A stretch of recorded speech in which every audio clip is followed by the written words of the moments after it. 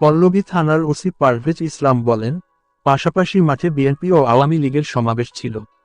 দুই দলের নেতাকর্মীরা নিজেদের মধ্যে সংঘর্ষে জড়ায়। পুলিশ তাদের নিয়ন্ত্রণ করতে লাঠিচার্জ করে ও টিয়ারশেল নিক্ষেপ করে। রাজধানীর মিরপুরে পাশাপাশি সমাবেশকে কেন্দ্র করে আওয়ামী লীগ বিএনপি নেতাকর্মীদের মধ্যে সংঘর্ষ হয়েছে। পরিস্থিতি নিয়ন্ত্রণে আনতে পুলিশ লাঠিচার্জ করে ও টিয়ারশেল নিক্ষেপ করেছে বলে জানা গেছে। তবে বিএনপি অভিযোগ, আওয়ামী লীগ ও তার অঙ্গ সংগঠনের নেতাকর্মীরা তাদের লাঠিপেটা ও ধাওয়া করেছে। মিরপুরের পল্লবীতে বৃহস্পতিবার দুপুরে এর সংঘর্ষ হয়।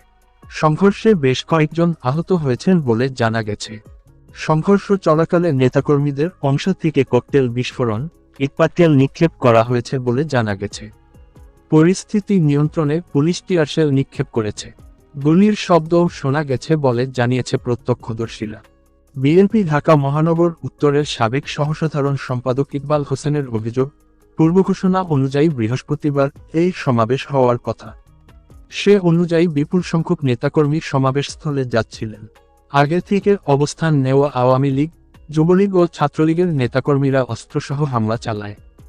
বিশৃঙ্খলার জন্য অবশ্য বিএনপিকে দুষছে আওয়ামী লীগ। ক্ষমতাসীন দলটির দাবি, শেষ মুহূর্তে সমাবেশের স্থান পরিবর্তন করেছে বিএনপি। ঢাকা উত্তর আওয়ামী লীগের সভাপতি শেখ বদলুর রহমান নিউজ বাংলাকে বলেন, ওরা পায়ে পাড়া দিয়ে ঝগড়া করার চেষ্টা করবে। এটা নেতাকর্মীদের আগেই বলেছিলাম। আমার লোকজনকে সতর্ক করেছিলাম যে কোনো অপ্রীতিকর ঘটনার জন্য তোমাদের দায়ী করা হবে।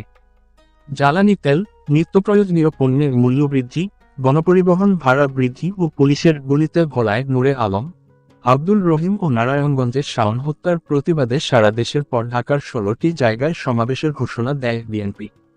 এখন পর্যন্ত 4টি জায়গায় সমাবেশ হয়েছে। এর মধ্যে উত্তরার কাম্পারার সমাবেশেও ক্ষমতাসীন দলের নেতাকর্মীরা হামলা চালিয়েছে বলে বিএনপি অভিযোগ করেছে। পল্লবী থানার ভারপ্রাপ্ত কর্মকর্তা ওসি পারভেজ ইসলাম বলেন, পাশাপাশি মাঠে বিএনপি ও আওয়ামী লীগের সমাবেশ ছিল।